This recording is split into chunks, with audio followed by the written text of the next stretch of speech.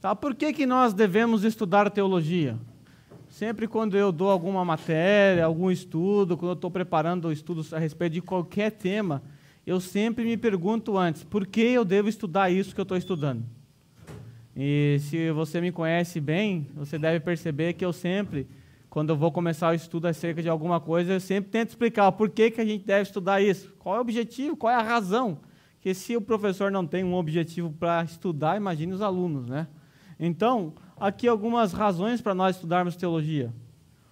A primeira, para conhecer profundamente a sua palavra. Antigamente, os cristãos eram conhecidos como homens bíblias. Eles sabiam falar muita coisa sobre a Bíblia, sabiam falar bastante coisa. Hoje em dia não dá nem para chamar de homem versículo, né? A maioria dos cristãos não sabe nem um versículo, então é um povo distante da Bíblia. Então, para conhecer profundamente a palavra de Deus, é para isso que você está aqui, para você aprender a amá-la, para você levar em consideração que ela é a palavra de Deus. E para quê? Para servir ao Senhor melhor. Então você vai estudar teologia porque você precisa servir ao Senhor, mas você precisa servir ao Senhor melhor.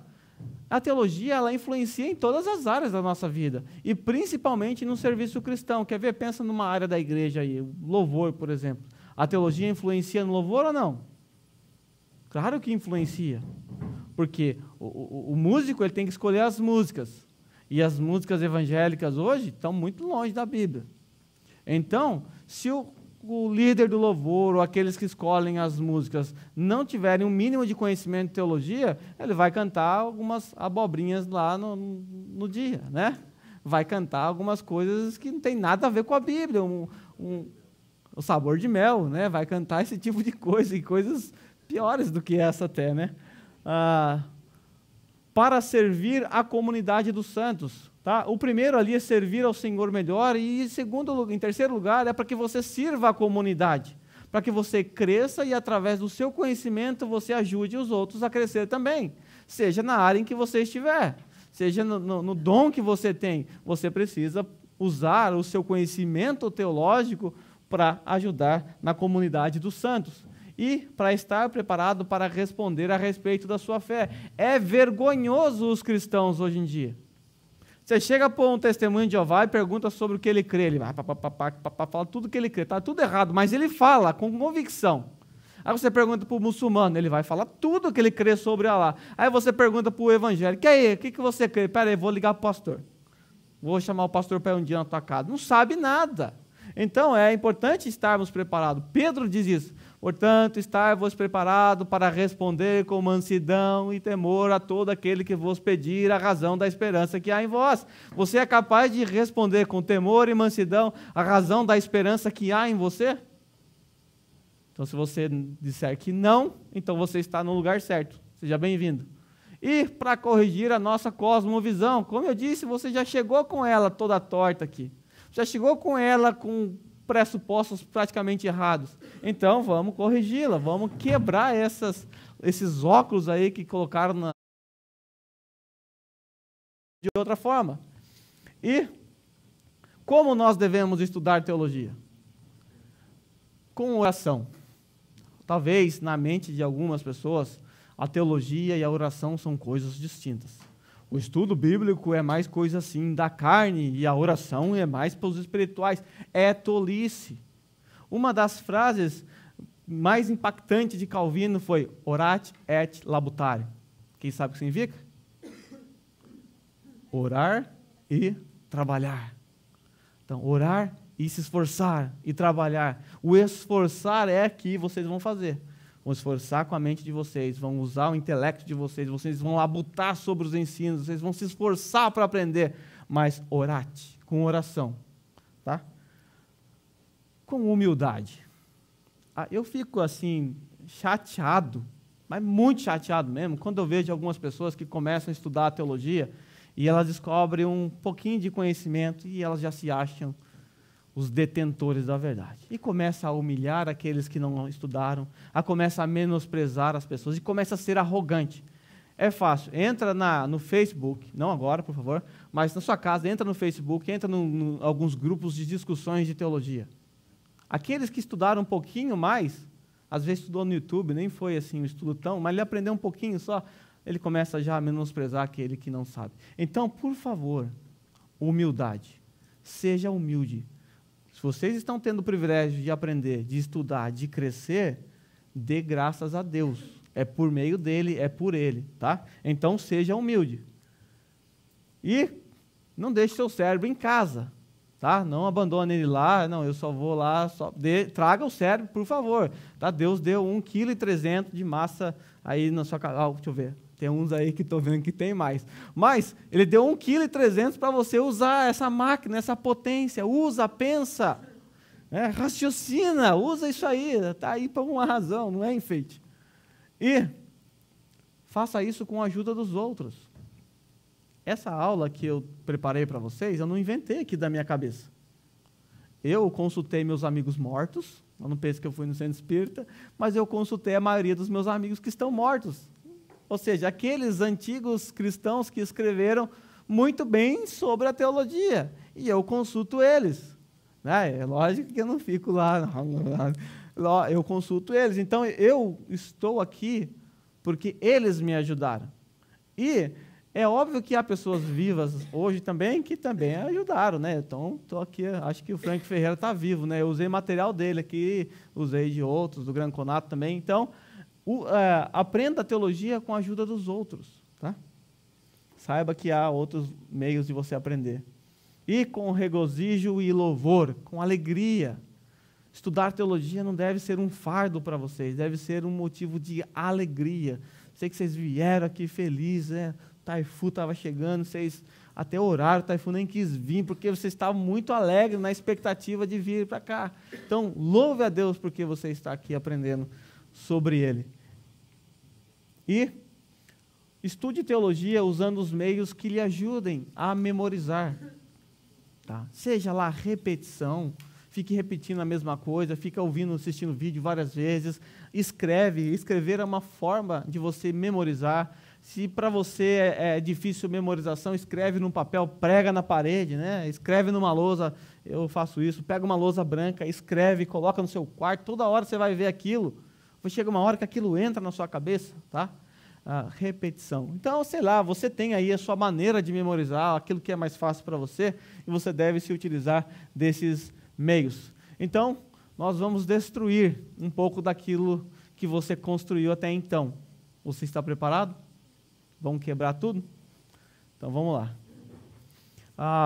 A matéria que nós vamos estudar hoje, nós vamos estudar apenas Introdução à Bíblia, que é também conhecido como Bibliologia, que é o prolegômeno da teologia sistemática. Prolegômeno é aquela palavra de introdução, tá? Eu sempre, a minha didática é sempre falar de forma simples, fácil, para todo mundo entender, até porque eu não sou tão assim avançado. Então, eu uso palavras simples, mas eu tenho que dizer para os irmãos que eu não posso deixar de usar os termos técnicos próprios da teologia. Tá? A teologia usa termos técnicos. Quando você estuda, por exemplo, medicina, na hora de costurar alguém, a gente fala, costura aí meu braço, doutor. Eles não falam assim, eles falam, sutura aqui, por favor. Quando você precisa raspar o pelo do braço, os enfermeiros não falam raspa o pelo, eles falam tricotomia realizada. É um termo técnico para isso. Tá? Então, toda a ciência ela tem o seu termo técnico, e a teologia não é diferente. Eu vou tentar falar de forma mais simples possível, você anota os termos técnicos, porque é importante. Porque qualquer manual de teologia que você usar, esses termos estarão lá. É próprio da teologia. Então, esse prolegômena que eu acabei de falar, você vai encontrar em alguns manuais de teologia. É a introdução, aquilo que vem antes. Tá? Então, usa essa palavra aí. Então, quando eu usar uma palavra diferente, eu vou tentar explicar. Se você não entender, aí eu tento explicar mais uma vez. Vamos conhecer um pouquinho da Bíblia Sagrada.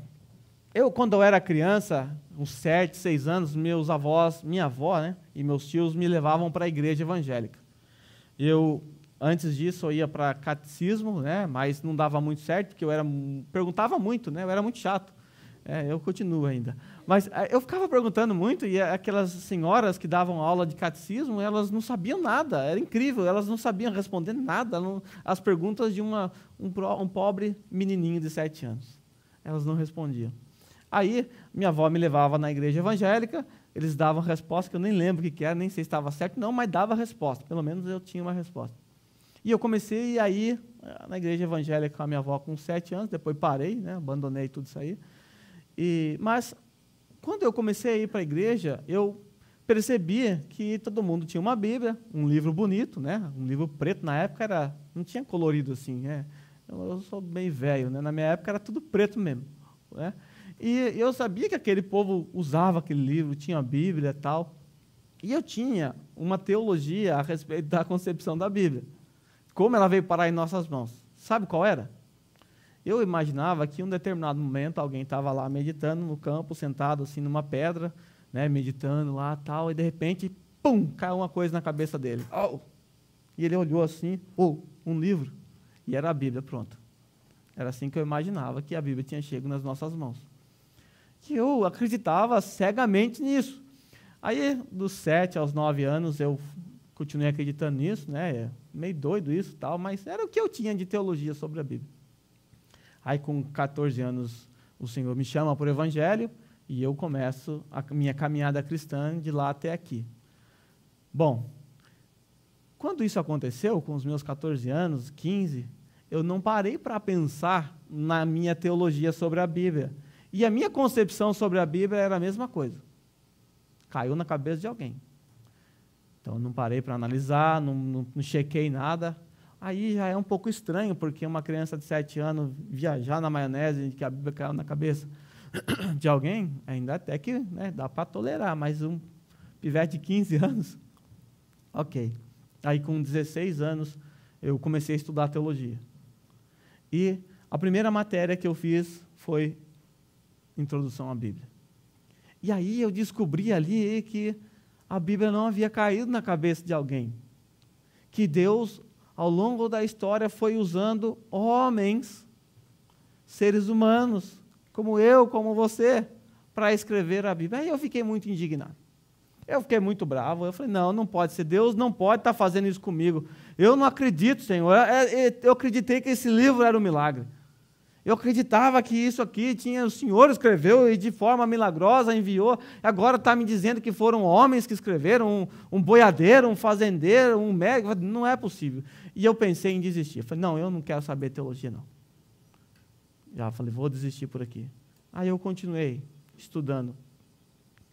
E graças a Deus, porque eu fui descobrir que o fato de Deus ter usado homens para escrever esse livro que está em suas mãos, num período de praticamente 1.500 a 1.600 anos, ao tempo necessário para aquilo ser escrito, para que toda a Bíblia fosse escrita, tudo isso é mais milagroso do que tivesse caído na cabeça de alguém. Quem comprovaria que, de fato, aquele cidadão que bateu o livro na cabeça dele, que é verdade que aquele realmente caiu na cabeça dele? Lá, os mormons, eles acreditam que um anjo desceu e deu as doutrinas. Quem garante? Quem estava lá? Quem filmou? Quem fez uma selfie? Ninguém sabe se é verdade. E as pessoas acreditam nisso. Agora, o fato da Bíblia ser um livro escrito por seres humanos, dentro de um contexto terreno, de acordo com as características dos seus escritores, num período de 1.600 anos, com aproximadamente 40 pessoas escrevendo, e você percebe que a Bíblia ela tem uma unidade, ela tem começo, meio e fim. E ela não é contraditória, me desculpe, mas não tem outra palavra, é o milagre de Deus em nossas mãos. Deus preservou aqueles homens para escrever exatamente aquilo que Ele queria que fosse revelado a você. Se você pegar o mesmo escritor e comparar os seus livros, escritores modernos hoje, você percebe que em alguns aspectos eles até chegam a se contradizer. E o que dizer se eu pedisse para cada um aqui escrever um livro a respeito de uma história? Eu tenho certeza que em nós haveria muitas contradições. Mas Deus fez dessa forma. E aí eu entendi que esse foi um grande milagre. Então, você quer ver um milagre? Olha aí nas suas mãos. Tá? A Bíblia é um milagre de Deus. Mas o que é a Bíblia? Você está lá na fábrica, tá não sei o que, lendo o livro preto lá. Aí, de repente, chega um japonês e fala, o que é isso aí?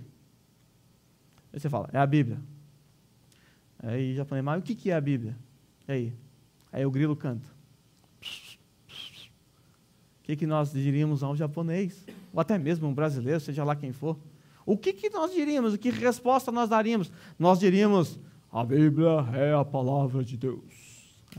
Que é o nosso jargão preferido. Ela é a palavra de Deus. Mas o que ele vai pensar quando você falar, a Bíblia é a palavra de Deus? Tá bom, obrigado, satisfeito pela sua resposta. Me clareou muito. É óbvio que ele precisa e ele quer saber outras coisas a respeito do livro. Como esse livro veio parar em suas mãos? Como é que você pode ter certeza que esse livro é a palavra de Deus? Como é que você sabe? Antigamente, na época em que esses livros foram agrupados, outros livros existiram. Por que esses outros livros também ficaram de fora? Por que eles não entraram aí? Por que eles também não entraram, ficaram de fora? Então, há várias questões que nós precisamos ponderar sobre esse assunto.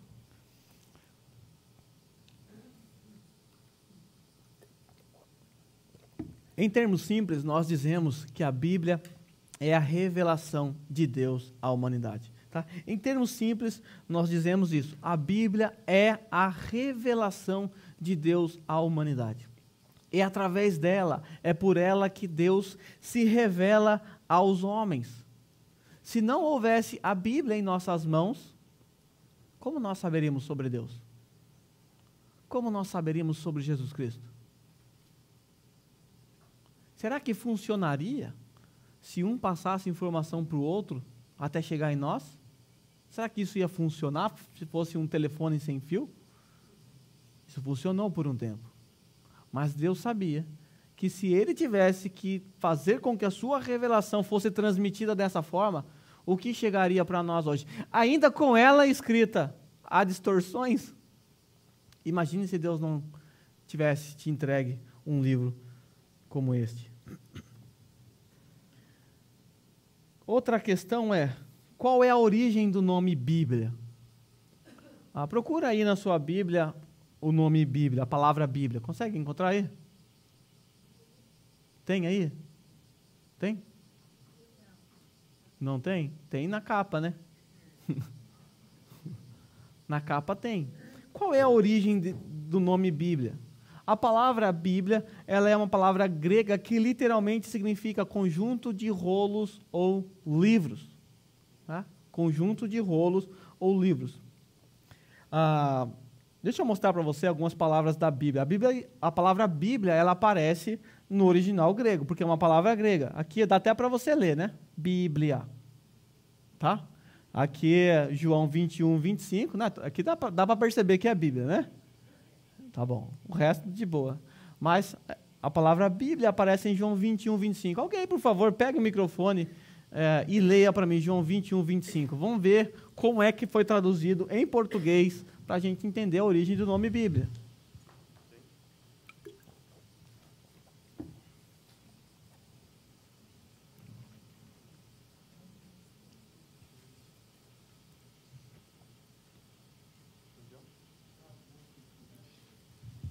Não, pode ler em português, tá, irmã? Não precisa ser em grego, não. Tá? Senão os irmãos não vão entender.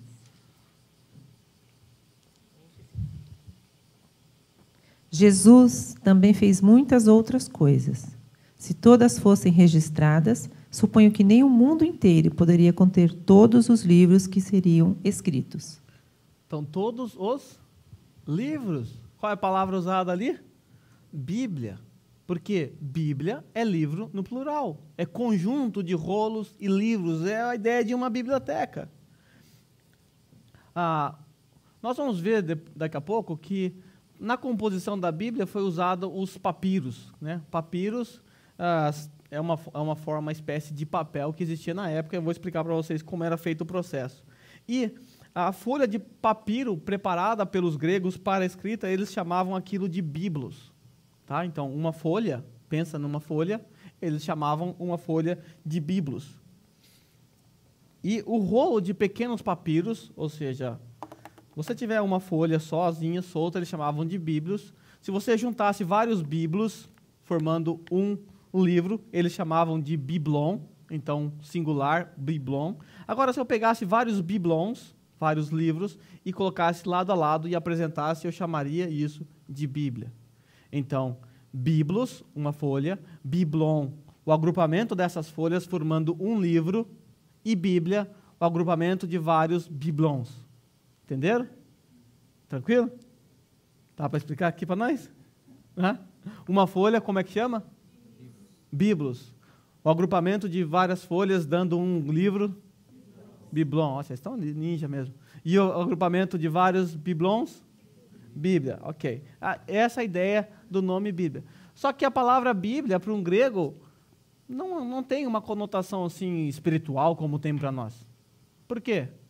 Porque se refere a livros. Em alguns textos da Bíblia, João, quando ele fala disso aqui, ele está falando da Bíblia? Não. O que Jesus fez não caberia em todos os livros do mundo. Não está falando da Bíblia. A Bíblia, a história de Jesus não entrou na Bíblia. Então, ele não está falando da Bíblia, evidente, está falando de livros. Tá? Então, o que muda para nós? O que está escrito na capa da sua Bíblia? Lê aí para mim a capa. Bíblia Sagrada, nós temos um adjetivo, e esse adjetivo faz toda a diferença. Então, quando nós falamos Bíblia Sagrada, nós estamos falando de um conjunto de biblons inspirados por Deus. Biblons, ou um conjunto de livros sagrados. Tá? Essa é a ideia. É a mesma coisa de ceia do Senhor. A gente adjetiva ela, né? Santa Ceia. Por quê? O que é ceia? É comer, vocês acabaram de ceiar ali. Mas eu tenho certeza que não foi a ceia do Senhor, só se for do Senhor o estômago de vocês. Não é a ceia do Senhor.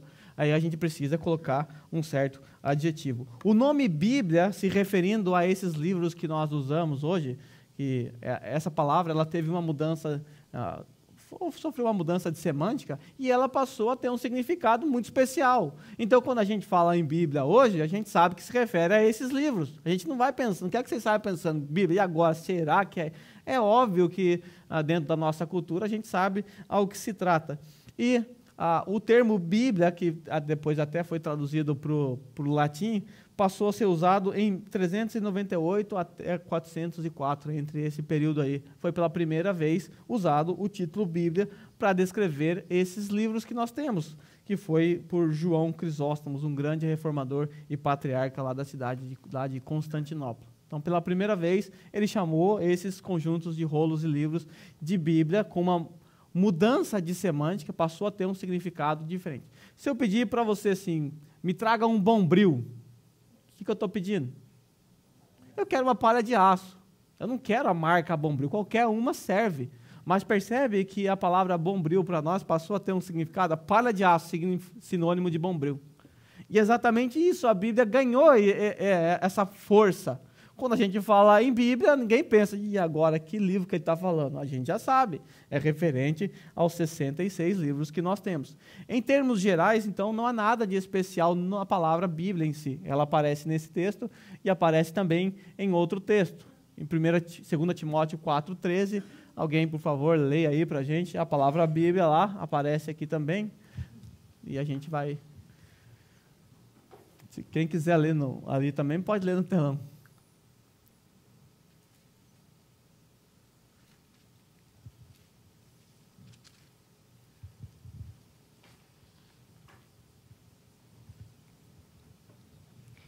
Quando vier, não se esqueça de trazer a capa que deixei com Carpo, em Troade. Traga também meus livros e especialmente meus pergaminhos. Tá, meus livros, tá? No plural. Mais um texto que nós temos aí. Aqui, ó. Volta. João 20, 30. Ali aparece bibliou, tá? Tem uma declinação aqui, coisa própria do grego. Tá, pode ler para a gente. Rafael, vai ler? Jesus realizou na presença dos seus discípulos muitos outros sinais milagrosos que não estão registrados neste livro. Tá, neste livro, no singular. Tá? Por causa da gramática grega, aqui foi necessário colocar esse ômega com um izinho embaixo. mas aqui é derivado do biblion, tá? Biblio, só por causa da declinação da gramática, ele acabou ficando dessa forma por causa da palavra que vem depois. Mas singular, tá? O livro, né? E aqui nós temos Apocalipse 20, versículo 12, aparece duas vezes aqui, ó. Aparece biblion e aparece bibliois, que também é por causa da gramática grega, que muda um pouquinho. Alguém, por favor? 20, 12. Apocalipse 20, 12. Vi também os mortos, grandes e pequenos, em pé diante do trono, e livros foram abertos. Aí, livros foram abertos. Outro livro foi Outro aberto, o livro da vida. Os mortos foram julgados de acordo com o que tinham feito, segundo o que estavam registrados nos livros. Tá. O primeiro que aparece ali, trono, Bíblia, o livro, livros, e depois aparece o livro no singular, biblion, tá? E aqui também é livro, só que devido à declinação do grego, ele recebeu esse acréscimo aqui também. Então, a palavra Bíblia, ela não tem nada de especial nela, tá bom? Quem escreveu a Bíblia e quando ela foi escrita? Quando ela foi escrita? Deus escreveu a Bíblia. Tá, Deus é a palavra de Deus. Mas quando é que ele escreveu isso? Ele sentou em algum lugar, na cadeira celestial lá, e começou a escrever? Quando que a Bíblia começou a ser escrita? Para que a Bíblia fosse escrita, Deus usou aproximadamente 1.600 a 1.500 anos. Esse foi o tempo necessário para que toda a Bíblia fosse escrita, terminasse. Entre 1.500 a 1.600 anos, desde que Deus começa a dar a sua revelação escrita lá para Moisés. E Deus trabalhou a sua revelação em 3 continentes, África, Ásia e Europa. E Deus usou, em média, não dá para ter certeza, aproximadamente 40 escritores. Tá? 40 escritores para escrever o livro que você tem na tua mão hoje. E Deus usou 3 idiomas, 3 línguas para escrever a sua palavra. O aramaico, o hebraico e o grego.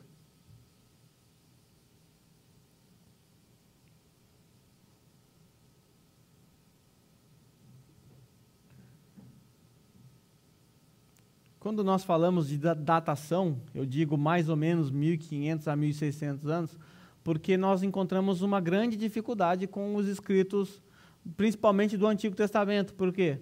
Porque Moisés não escreveu um cabeçalho, Egito, 15 de abril, ele não fez isso.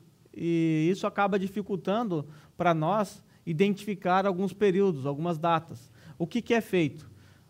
Pega-se a data de Moisés, procura-se o momento em que ele vivia, ele estava no Egito, o nome de algum faraó que estava referente a ele, e você consegue encontrar ali. Aí você vai procurar outros pontos que você consegue pontuar através da história, e assim você vai tentando fazer a conexão com a história da Bíblia, porque em muitos casos a Bíblia não se propôs a escrever a data em que reinado que era. Algumas vezes isso acontece. Isso aconteceu no reinado de Dário, tal, quando o rei Artaxerxes. Então, às vezes acontece assim, mas nem sempre, e isso acaba dificultando. Então, a cronologia na Bíblia é um tanto quanto dificultoso para todos nós, tá? Então, a Bíblia, o que é a Bíblia? Qual é a origem do nome Bíblia? Quem escreveu a Bíblia e quando ela foi escrita? Tudo isso aí já é informação dada que vai cair na prova, tá? Quais são os materiais que foram usados na composição da Bíblia? A gente pega a Bíblia nas nossas mãos, a gente vê esse livro bonito, com índice, com imagens, né, com estudo bíblico. Que maravilha! Você consegue carregar a Bíblia para qualquer lugar, né? Você pega aquela Bíblia do espião, né, cristão, pequenininha, carrega. Hoje em dia está no iPad, no iPhone, então é uma maravilha. Mas a Bíblia, a princípio, ela não era dessa forma.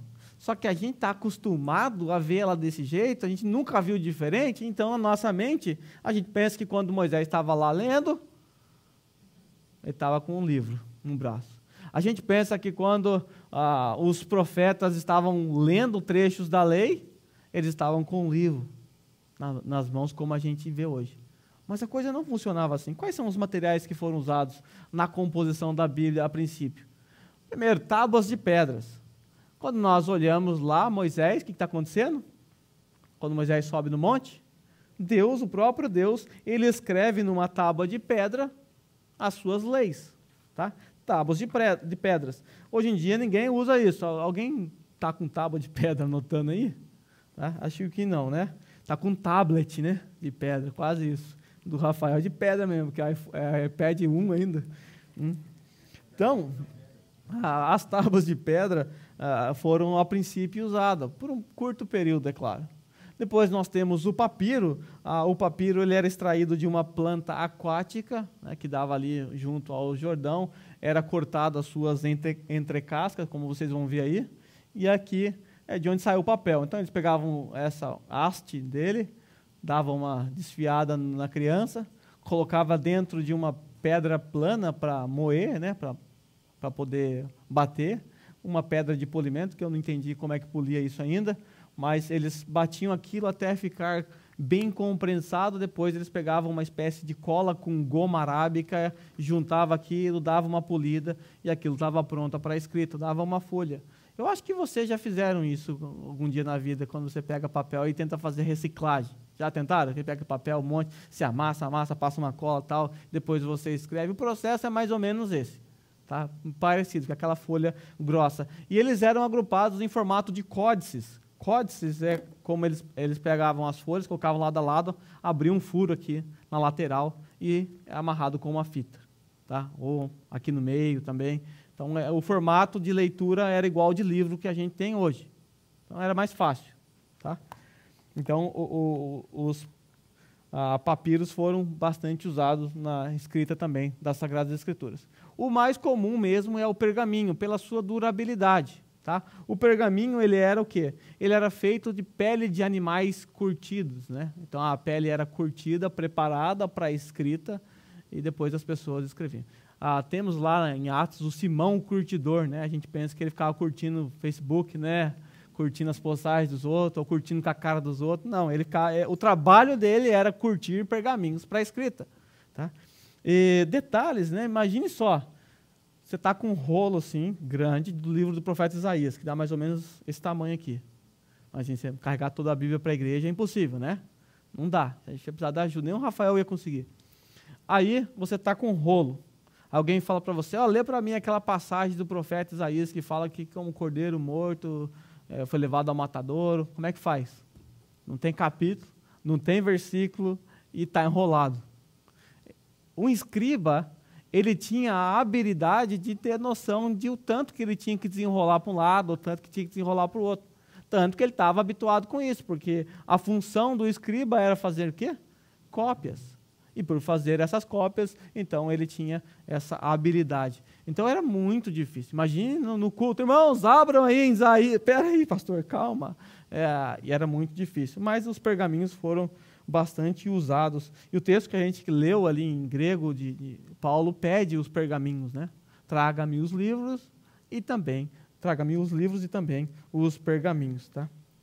Depois nós temos algo que não é muito comum, que é o ostraco. O ostraco é um fragmento de cerâmica. Tá? É você escrever na cerâmica. Alguém, por favor, leia Jó 38:14, por favor, e Ezequiel 4:1. A Gideane, Ezequiel 4:1 e o Jó 38:14.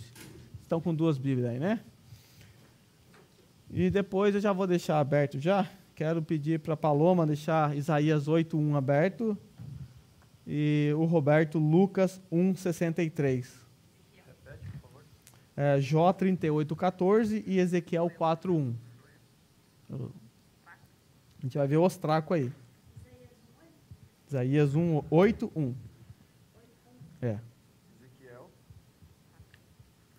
Pode ler Jó ou Ezequiel, qualquer um dos dois. Qual que achou primeiro aí?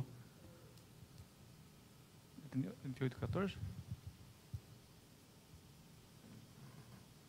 A terra se transforma como o barro sobre o selo e todas as coisas se assinalam como as cores de uma roupa.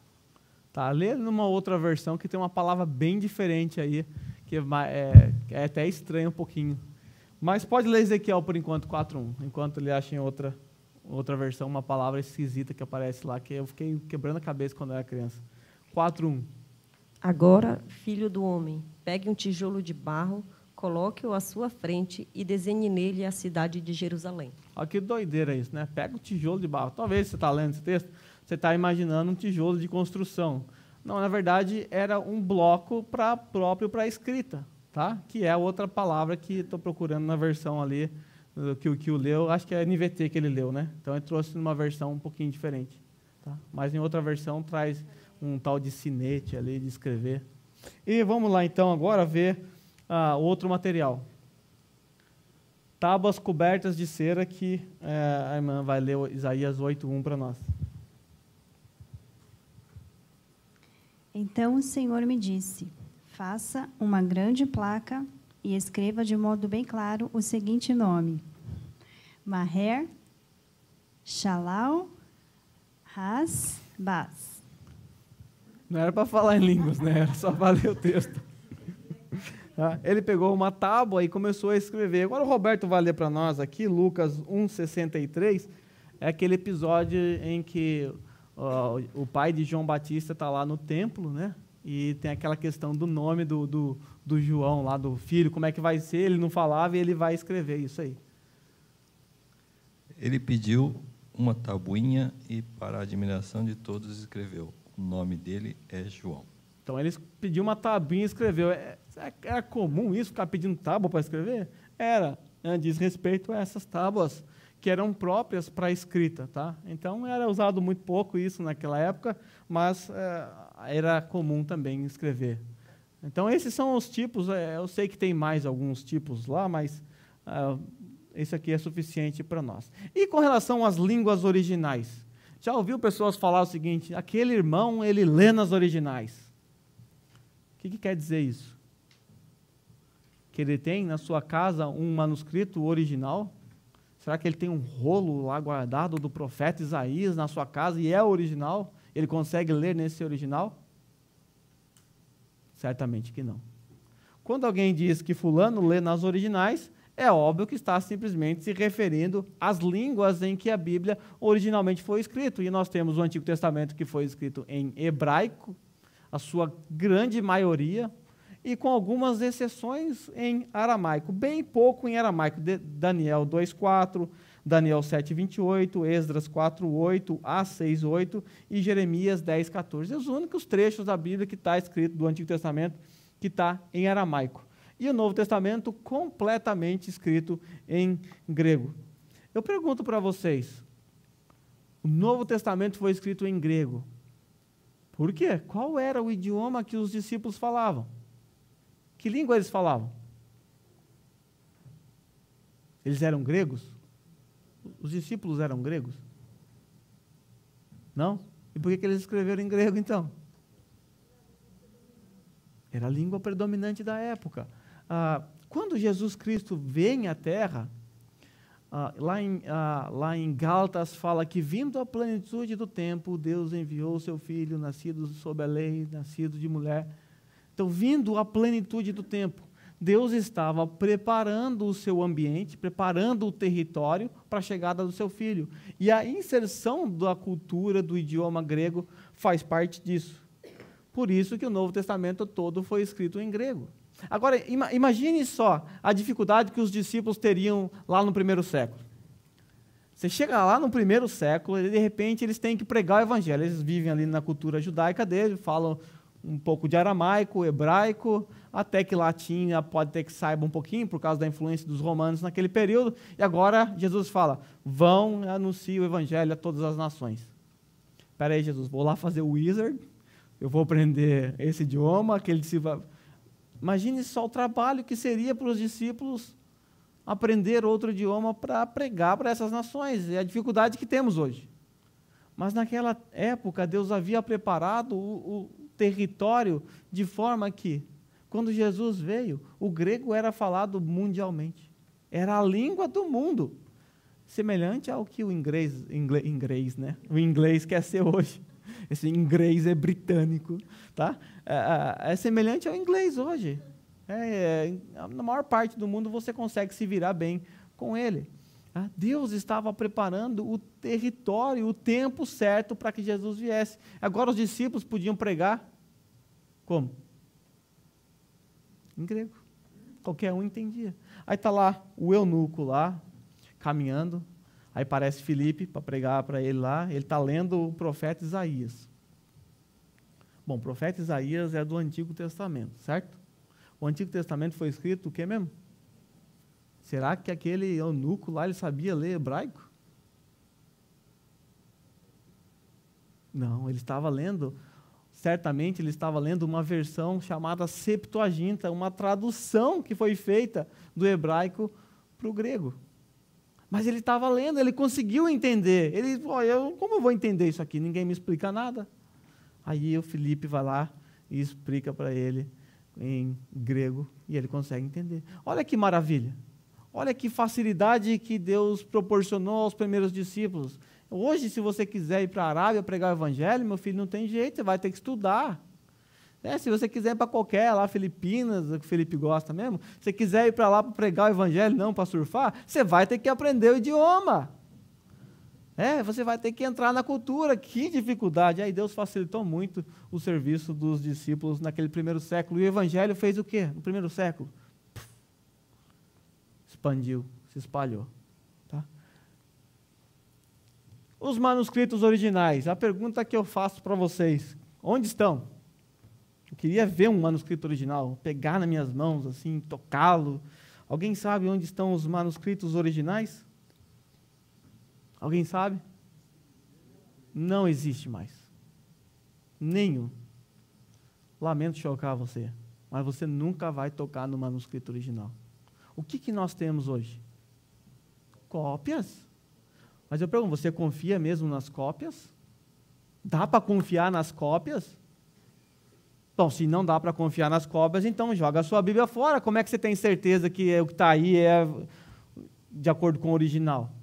Como é que você tem certeza que as cópias que foram feitas são cópias que consideraram original e não é a opinião dos seus tradutores ou dos seus copiadores? Bom, algumas razões, primeiro, para nós não termos os originais hoje. Primeira razão, costume judaico.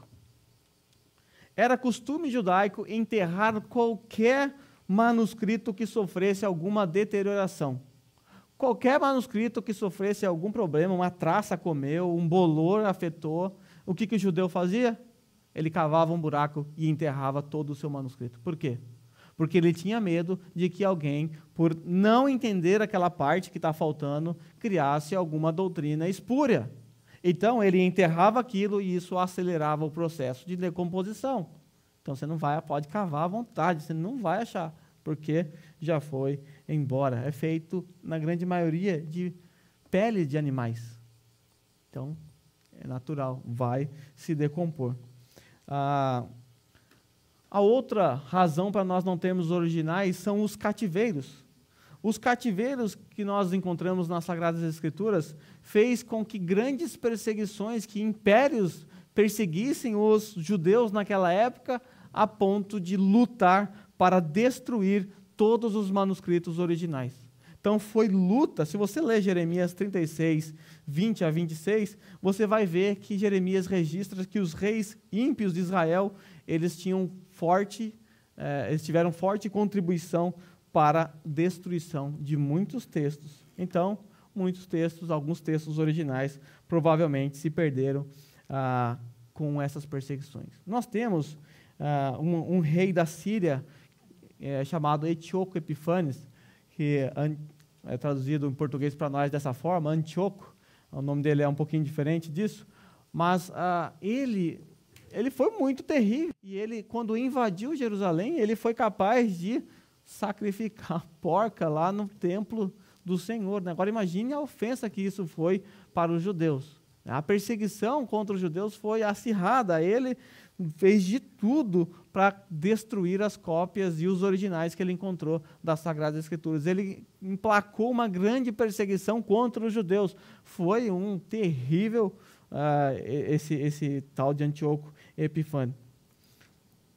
Aí nós temos Diocleciano, que já é da época dos romanos, já da época de Cristo, o período de 284 a 305, já bem chegando próximo, já ali bem próximo do Novo Testamento.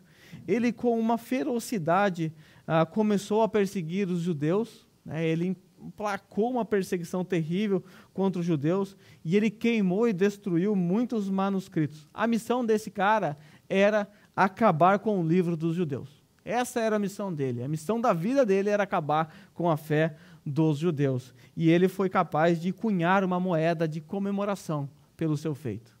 Ele destruiu muitos manuscritos e bem provável que muitos originais foram junto com as cópias queimados por eles. Sendo assim, devido ao tempo, devido ao material em que foi usado para ser escrito, nós não temos mais nenhum original. Até mesmo esses livros que nós temos hoje, com o passar do tempo, eu tenho uns velhos lá que já estão ficando amarelados, as folhas já estão desbotando, já está fedendo o bolor. Logo, logo, isso aqui também some. Então, isso aqui não vai durar para sempre. Mas a pergunta é, dá para confiar nas cópias mesmo? Você consegue confiar nas cópias?